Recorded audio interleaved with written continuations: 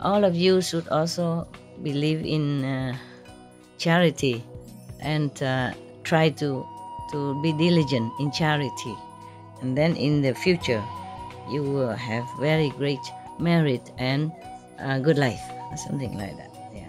So everybody in that assembly just inspire to make offering.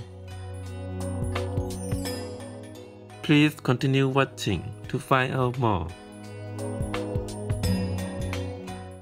Supreme Master Ching Hai's lectures are not a complete meditation instruction. Please do not try alone. For free of charge guidance, please visit godsdirectcontact.org or contact any of our centres near you.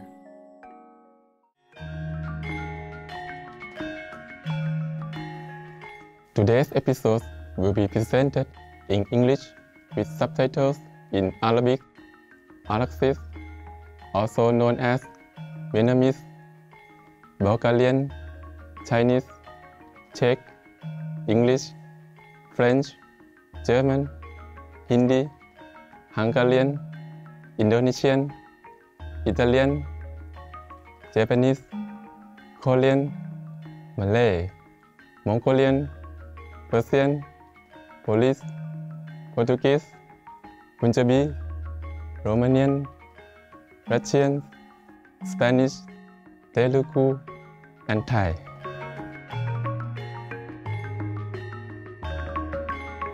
ขอต้อนรับด้วยความยินดีครับท่านผู้ชมที่มีเสน่ห์ผมชื่อฐานานุวัฒน์จากสงขลาในประเทศไทยที่เป็นมิตร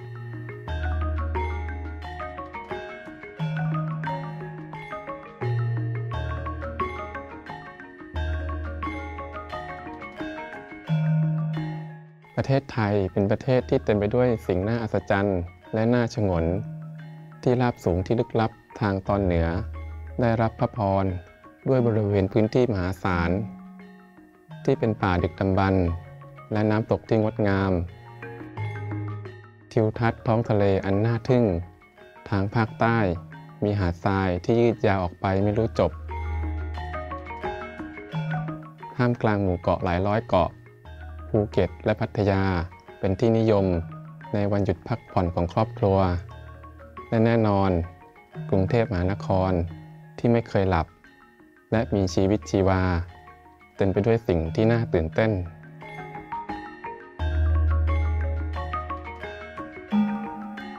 ประเทศไทยมีชื่อเสียงในเรื่องผลไม้เขตร้อนที่อุดมสมบูรณ์และอาหารที่มีกลิ่นหอมยังเป็นประเทศที่ส่งออกข้าวที่ใหญ่ที่สุดในโลกด้วยมากกว่า11ล้านตันที่ได้ส่งออกในปีค.ศ. 2017ในฐานะที่เป็นประเทศพุทธปูชนียสถานและวัดนับไม่ถ้วนปกป้องและให้ความสงบสุขแก่ชาวไทยที่มีมิตรไมตรีและโอบอ้อมอารี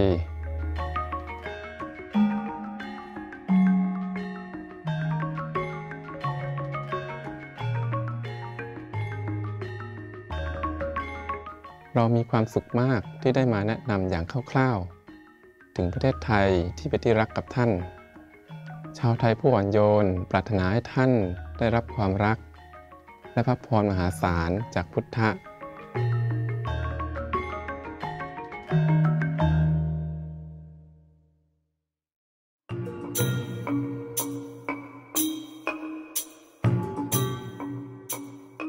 กว่า3 ทศวรรษท่านอนุอาจารย์ชิงไห่ได้ทำให้โลกของเราสว่างไสวด้วยคำสอนจากสวรรค์ของท่านอาจารย์ผู้รู้แจ้งอย่างสมบูรณ์ท่านถ่ายทอดการทำสมาธิวิถีกวนอิมสู่กลุ่มคนที่ปรารถนาที่จะค้นพบธรรมชาติของพระเจ้าภายในทันทีและเพื่อบรรลุหลุดพ้นจากสังสารวัฏชั่วนิรันดร์ในชาติเดียววิถีกวนอิมเป็นที่ปฏิบัติกันโดยศาสดาผู้รู้แจ้งทุกพระองค์เช่นพระพุทธเจ้าพระเยซูคริสต์ศาสดามูฮัมหมัดขอสันติสุขจงมีแด่ท่านและกุรุนานักท่านเน้นย้ำว่าถ้าเราจดจำพระเจ้าอยู่เสมอรับใช้ผู้อื่นอย่างไร้ตัวตน และทำตามกฎจักรวาลเราจะเข้าถึงศักยภาพสูงสุดของมนุษย์และจะเข้าใจจุดมุ่งหมายของเราบนโลกอย่างแท้จริง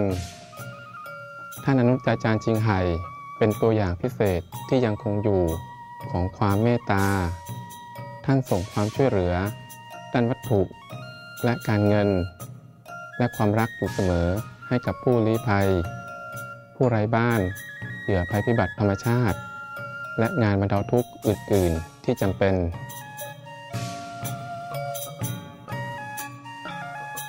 ในค.ศ. 2006 ท่านได้รับรางวัลสันติภาพกูสซี่และได้รับการพิจารณาเข้ารับรางวัลโนเบลสาขาสันติภาพแห่งตะวันออกและได้รับเกียรติตลอดหลายปีที่ผ่านมาด้วยรางวัลอื่นๆมากมายและรางวัลสำหรับการกระทำที่ใจบุญมีมนุษยธรรมอันโดดเด่นของท่านเสียงที่แท้จริงสำหรับเพื่อนสัตว์ที่งดงามของเราท่านส่งเสริมการทานอาหารจากพืชที่สงบสุขและเปี่ยมด้วยรักและจินตนาการว่ามวลมนุษยชาติตื่นขึ้นรับรู้ถึงความศักดิ์สิทธิ์ของทุกชีวิตโลกทั้งโลกเป็นวีแกนที่สงบสุขและรุ่งโรจน์เป็นโลกที่สัตว์และคนใช้ชีวิตด้วยความปรองดองผาสุกการริเริ่มเพื่อเผยแพร่แนวทางวีแกนของท่านมีหลากหลายรวมถึงการแจกใบปลิวทางเลือกใหม่ในการดำรงชีวิตเครือข่ายร้านอาหารวีแกนนานาชาติเลิฟวิ่งฮัทโทรทัศน์สุพรีมมาสเตอร์และการพูดคุยกับรัฐบาลและผู้นำสื่อที่มีอิทธิพลอยู่เป็นประจำและการเข้าร่วมการประชุมที่ถ่ายทอดทางโทรทัศน์เรื่องการเปลี่ยนแปลงภูมิอากาศไม่ว่าเราจะรับรู้มันหรือไม่ความพยายามของท่านมีอิทธิพลอย่างมากต่อความตื่นตัวทั่วโลกเกี่ยวกับวิถีชีวิตที่เป็นมิตรกับสัตว์และหนทางแห่งเมตตานี้สามารถนำสันติสุขอันยืนยาวมาสู่ประเทศต่างๆในขณะที่ปกป้องโลกของเราจากการเปลี่ยนแปลงภูมิอากาศท่านอนุตอาจารย์ชิงไห่ได้เดินทางทั่วโลกนานหลายปีตั้งแต่ทวีปอเมริกาถึงแอฟริกายุโรปถึงหมู่เกาะโอเชียเนียในแปซิฟิกและจัดปาฐกถาหลายร้อยครั้งกับสาธารณชนและศิษย์ของท่านในหัวข้อจิตวิญญาณต่างๆหลายหัวข้อวันนี้เราได้รับพระพรที่จะนำเสนอบรรยายธรรมที่ลึกซึ้งเรื่องหนึ่งชื่อว่าเรื่องราวในพุทธศาสนาเด็กหญิงที่เกิดมาพร้อมกับผ้าไหมสีขาวตอนที่2ของ3ตอนระหว่างอาจารย์และลูกศิษย์ให้ไว้เป็นภาษาอังกฤษในวันที่ 28 สิงหาคม 2015 ฝรั่งเศส First, I have heard this from Anand. At one time, the Buddha is in a Soviet country and stay in the ashram called Kihuan. He was preaching there for monks and lay people alike. Yeah. At that time, in that area, there was a noble, rich man who has one daughter. Yeah, she is very beautiful, has a very dignified and respectful manner. And you can rank her top 1 or 2 in the country from all aspects. Yeah. A very worthy person. But there is one thing very strange about this girl. The moment she was born, she has a piece of white silk wrapped around her body. Yeah. And then the parents feel a little worried, so they call the astrologer to came and check out what is it. Yeah. So the astrologer, the seer, yeah, the clairvoyant person tell the parent, you two should not worry. Yes, your daughter is a meritorious person, very, very worthy. Yes. I will call her Tukli, yeah, something like, yes. Then this girl named Tukli, as she grow up, the piece of silk also grow with her. Yeah. She is not only beautiful, she come from a very rich and noble family. Yes. So many gentlemen, young boys came and asked for her hands of marriage, but she didn't want anybody up to date. No. Yeah. One day, the parents called some of the jeweler come to her house to make some of the jewelry. Yeah. And she asked respected father, "What are you making all this jewelry for?" And he said, "Yeah, you are already grown up. I'm making all this, make ready for you to marry and, to marry and have a family." So she said, "Father, husband and wife are just temporary union. Yeah, I think it's useless. Yes. It's only making more trouble, pain, and suffering to my life, in life. Yeah. I think not just suffering for me, but also for other people, concerning people, maybe husband as well." Yeah, that's for sure, huh? I myself really think and wish to become a monk, become a renunciate. That would be the best solution and the best idea and the best thing to do for me. So the parents has only one daughter.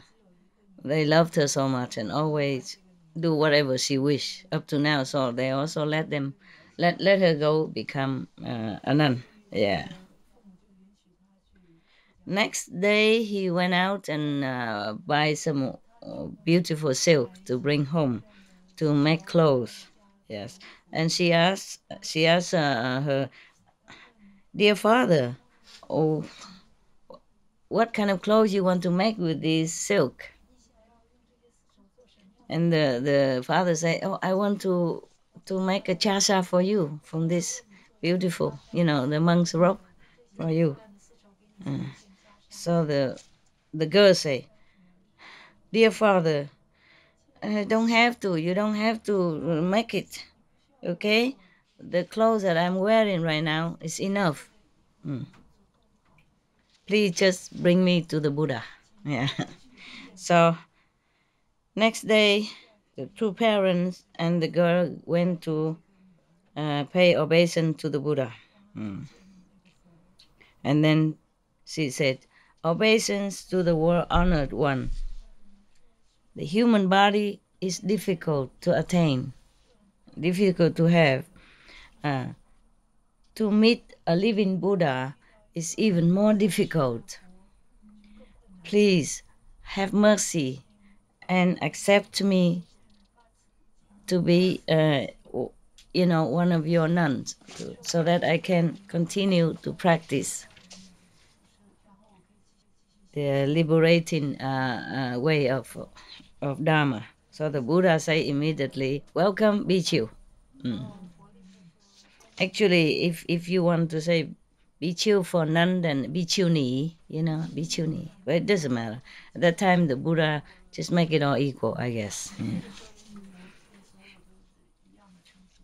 After the Buddha say that, her hair suddenly fall down, and the piece of white silk on her body changed into the chasa, the monk's robe. Yeah, you be careful if you go into the Buddha. Don't say anything. Your hair will be all gone. Yeah. Your clothes, your beautiful robe will be gone. And then you wear those patched robe of monk. Okay, in many of the stories, many of the sutras, it's mentioned all the time that when the Buddha say, welcome Bhikkhu, then their hair just fall off and their clothes change into a chasa, a monk's garment. But sometimes they say that he asked somebody else to go and shave this and that person's hair and also give him clothes. So I don't know which one to believe. Maybe both. Maybe sometimes the Buddha like to show his affection by making the hair of the person fall off immediately. Maybe sometimes he too busy to do that. So he asked one of his monks to go and shave the head. I wonder why Buddha bother if he can do that. Everybody come just a head, hair off, hair off. Simple. Yeah. And then after that, the Buddha asked the idol, the Bhikkhuni, to take care of her and teach her how to become a nun. And she was very, very diligent in her practice. Not very long after she attained Arhat, just like all the monks before, so quick. My God, I wish I see the Buddha now so I can give him all of my disciples and say, Buddha, make their hair come off. And, use magic to make a chasa for them, then they will not thinking of anything else. Yeah? Because when the Buddha say, if the Buddha say welcome and the hair come off, it won't grow back again. So there's no second chance for you to come back home and Sissy said something, think of anything else. Okay, yeah. When I saw such a strange phenomenon, I, Anand, I kneel down in front of the Buddha and asked, obeisance to the world honor one, Tukli Bhikkhuni, in the former life, what has she done? What has she shown as a good deed and merit? So that today, in this life, she was born into a very noble and rich family. And then even a piece of white silk follow her since birth. Yeah. And now she has a chance to meet you and then practice not too long and became already a heart. Could you please tell us, the assembly? And the Buddha say, Anand, listen very well. I will tell you. So the Anand say, yes, Buddha, we are listening. Yes. And then Buddha say, Anand, long past life, long time ago. Yeah, there was a Buddha coming to this world named Tibati. We heard this Buddha name all the time. Must be very. He lived very long. This Buddha, at that time, I guess no pollution, all the food are organic, Yeah. They don't have insecticides, pesticide like nowadays, and the street is not full of exhaust fume from the cars, nothing in the air from the airplane, no atom bomb testing, no bombing, no all kind of these explosive, and no pollution of any kind. Water clean, air sky clean, street clean, food clean. Yeah, water and food is all good. I guess therefore the Buddha at that time, long time ago, before the Buddha's time, he lived very long. Often every day, the Buddha Tibati and all his monks, going around to preach the true Dharma for the people in different places. The king, wherever the Buddhas and his disciples went, the king and the court officials and the citizens, everybody line up the street and make offerings. And they also organize many different gatherings so that the Buddha can come and make a sermon and preach to everyone. Yes. At that time, one of his disciples, one of the Tibeti Buddhas, a monk, a bhikkhu. He was a very compassionate monk, yes. He would like to spread all the blessing and merit to any corner of the world he can. So he go around traveling everywhere and preaching, yes. And wherever he go, of course, he go and take arm also. So like that, he can have more affinity with people and have chance to preach the Buddha's Dharma to each and every one that he meet. At that time, there was a lady.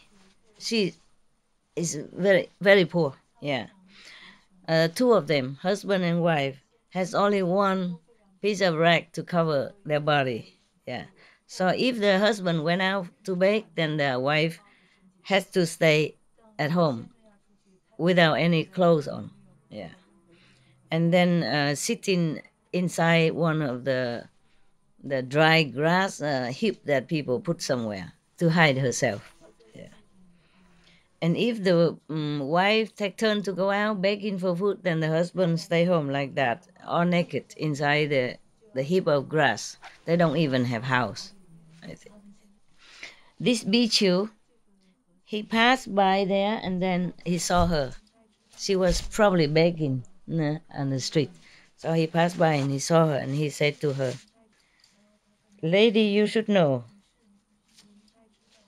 that to have a human life, human body is extremely difficult. Yes, and to see a living Buddha in this life is even more extremely difficult. Nowadays, the Buddha is in our world, and he's preaching everywhere. You should go there, listen to the Buddha sermon. It will be limitless merit for you now and in the future. Yeah, you should know also anyone who is poor, yeah, or in a lowly position because they have been greedy and uncharitable in the former life. Anyone who often give charity or who can give something to charity, they will be in a noble and rich position, yes, in many lifetimes. So the woman, after her, the bhikkhu monk say that, she will say, obeisance to reverence. I'm so happy to have been able to hear your teaching. Yes, please stay here, wait for me. Yeah. And then she went inside and tell to her husband. Oh, she went in the house, probably just a little thatch hut or something, with a heap of grass inside to cover whenever they don't have clothes. So he say, honey, oh, darling, outside there is a monk who have advised us to come and to pay obeisance to the Buddha, and also advised us to do some charity work. Yeah, because in the former life we didn't do it.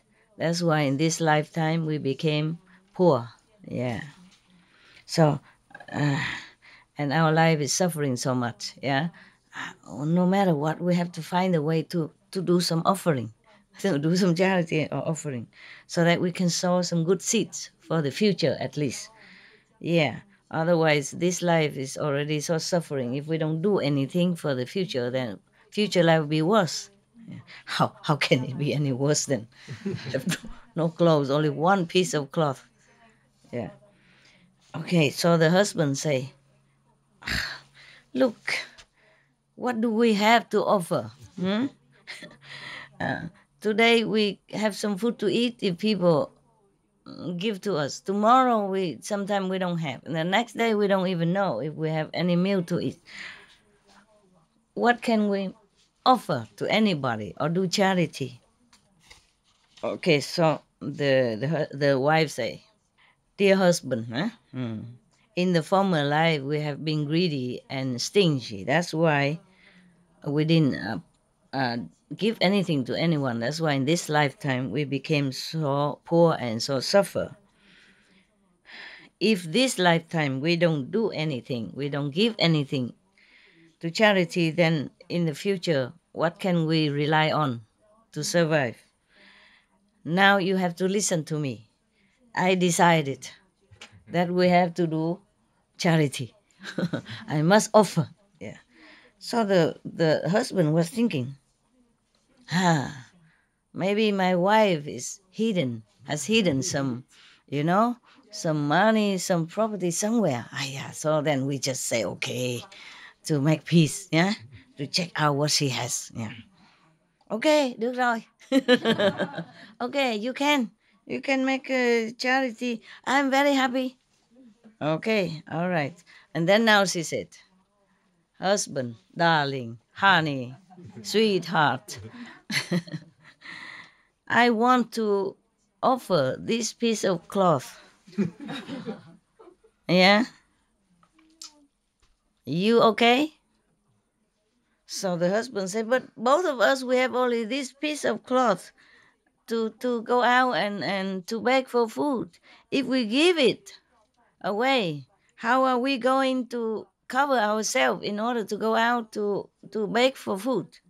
Then both of us just go sit here and stare at each other until we die? So the wife say, darling, sooner or later, we die anyway.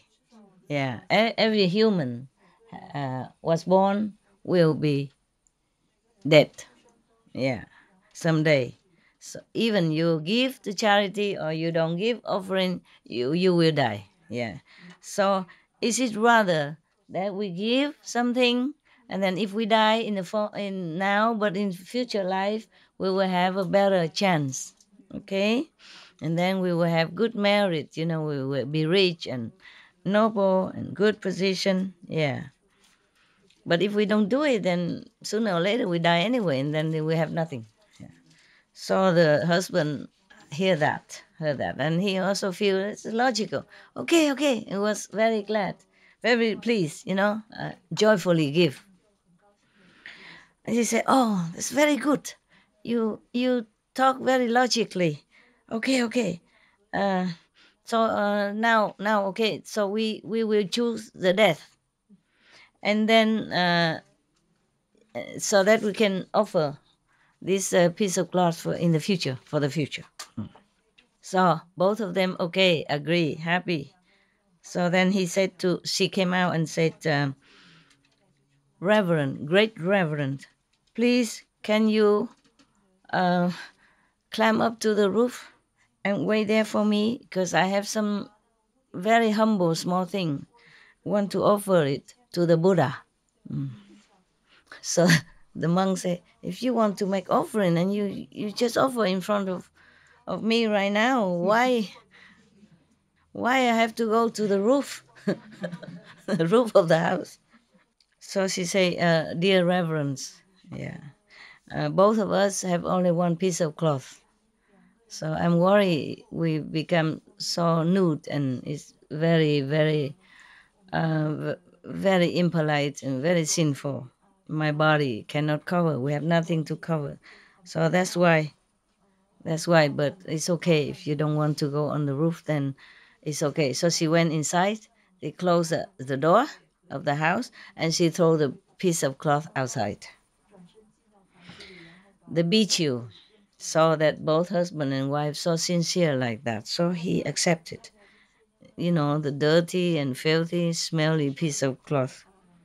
He accepted, with the generous heart, and he even blessed them. Yes. And then he brought the piece of cloth, went back to the Buddha. When he arrived in the ashram, the Buddha immediately asked him, bring that piece of cloth here for me, to me. Yes, obeisance to the world honored one. Please accept the sincere heart through this offering. of the husband and wife, very, very poor husband and wife. The Buddha took the piece of cloth and seemed very moved, touched. At that time, in the great assembly, there are king and great prime ministers, ministers, and other rich and famous, powerful people, and other ordinary people all over in the assembly were listening to the Buddha. So they feel strange that why the Buddha holding that piece of stinking and tattered piece of cloth, dirty and smelly and tattered like that, and why does the Buddha look pensive? Yeah, because of that. Yeah. So the Buddha knew what all the people were thinking. Yes. So he said, in this whole great assembly of all of the people who want to make offering and who is making offering, none of you can compare to the purity of this husband and wife who offer me this piece of cloth. He can feel it. He can feel the love, the energy, the sincerity, the purity of the couple. Yeah, that's why he said. Oh, after the Buddha heard the Buddha say that, everybody was feeling kind of frightened, uneasy, and the queen immediately, happily took out her royal robe. Yeah, and all the jewelry. Yeah, and the king also take out his robe and clothes and money, whatever, at that time they have. And then the king and the queen, asked his subordinate to bring all this to the couple, to give it to the the poor couple. Whoa, now they have lots of money. Yeah. And then they invited her to come immediately to the Buddha's preaching area. You have anything similar? Go find the Buddha and give it, and then maybe the king or the queen of this country. We don't have any king and queen, so too bad. Yes. Because of that, the Buddha also, by the way, preaching the merit of charity. Yeah. And also the bad consequence of being greedy and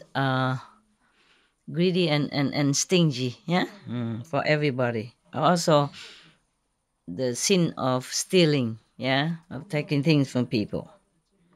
So many people at that time inspired to do charitable deed. At this time, the Buddha remind the whole assembly and Anand. He said, Anand, you should know the wife of the poor wife at that time now is a bhikkshuni now, the one with the white suit, because she has such a purity, such a pure heart, a sincere, humble heart to offer this piece of cloth at that time to that Buddha. So now 91 aeons, everywhere she was born, always have this silk, piece of silk wrapped around her, natural, and clean, no need washing machine, nothing, I guess not. And always she was born in rich, powerful, famous family and lacked nothing in her life. At that time, she was listening to the Buddha, and she was inspired truly in her heart, want to be liberated and to attain, to attain Buddhahood and all that. Therefore, today she met me and she can attain the Arhat level so quickly. Yes. It's not that quick, it's 91 eons. Not 91 life, 91 eons. But it's no problem, right? Time is nothing. She always born in rich family anyway, right? No problem. Yeah. All of you should also believe in charity and try to be diligent in charity. And then in the future, you will have very great merit and good life, something like that. Yeah. So everybody in that assembly just inspire to make offering. Yeah. And then they bowed to the Buddha and went home. Finish the story.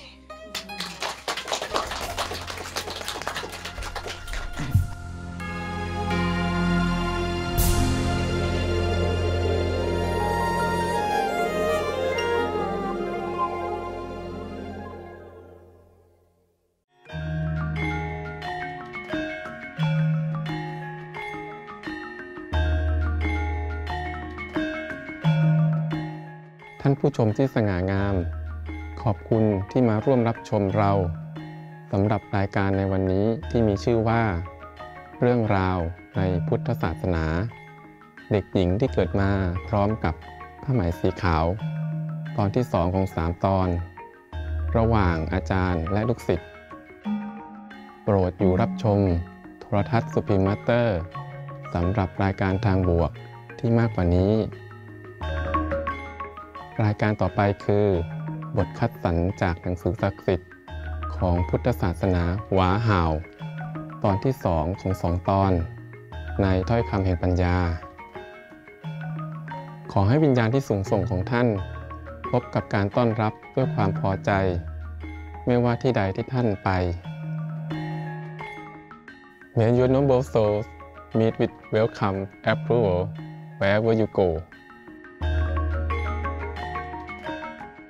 For more details, please visit suprememastertv.com/VMD.